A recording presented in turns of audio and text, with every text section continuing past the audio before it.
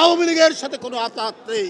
New ইয়র্কে যে ঘটনাটি ঘটেছে সেখানে ফ্যাসিবাদের দোসররা যে কর্মকাণ্ড করেছে এটা সাহস হতো না।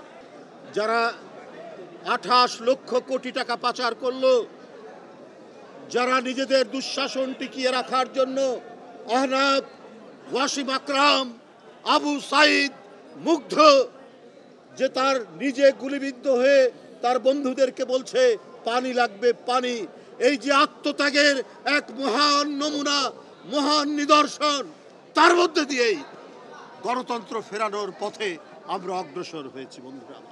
তো সুতরাং তাদের রক্ত যেন বৃথা না যায়, তাদের রক্ত কখনোই বৃথা যেতে দেওয়া হবে না। আজকে যদি বর্তমান অন্তর্বর্তীকালীন সরকার, যার প্রতি সকল গণতান্ত্রিক শক্তি সমর্থন জানিয়েছে, তারা যদি আজকে আরও বেশি দক্ষতা প্রদর্শন করতেন, তাহলে নিউ ইয়র্কে যে ঘটনাটি ঘটেছে সেখানে ফ্যাসিবাদের দোসররা যে কর্মকাণ্ড করেছে এটা সাহস হতো না।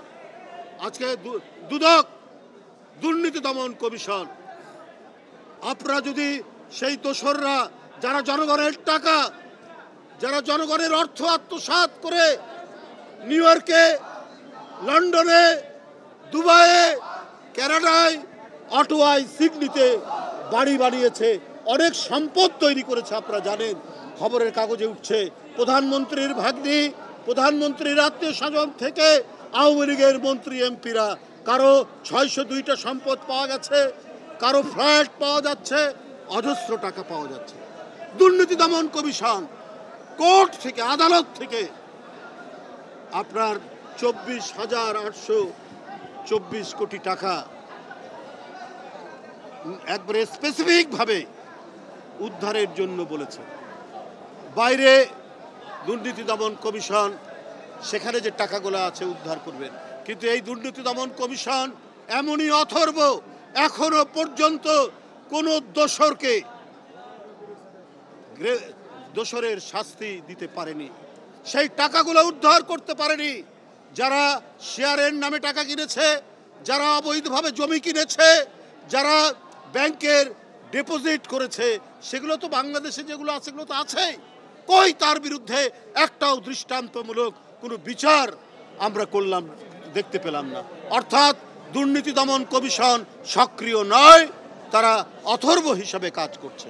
বন্ধুরা আমার, এই পরিস্থিতি তো জনগণ দেখতে চায়নি, এই অবস্থা তো দেখতে চায় না। আজকে এই সরকারের আমলে কেন, যখন হাসিনা নেই, আওয়ামী লীগের পুলিশ নেই, ছাত্রলীগ নেই, হেলমেটধারীরা নেই, তাহলে এই 1 বছরে প্রায় দ্বিগুণ অপহরণ হয়েছে, কেন এই আইন শৃঙ্খলা পরিস্থিতির অবনতি হবে, এইটা তো জনগণ জানতে চায়। আপনাদের প্রতি জনগণ এবং রাজনৈতিক দলদের আস্থা আছে, আস্থা থাকার পরেও আপনারা কেন দক্ষতার সাথে, দ্রুততার সাথে, ক্ষিপ্র গতিতে পদক্ষেপ গ্রহণ করতে পারছেন না বলেই আজকে বিভিন্ন জায়গায় দোসরদের প্রেতাত্মারা তারা নামার সুযোগ পাচ্ছে এবং বিদেশেও তারা বিভিন্ন ধরনের অপকর্ম করছে। বন্ধুরা আমার, এই ধরনের নৃশংস সরকার, তার কি আপনারা প্রত্যাবর্তন চান?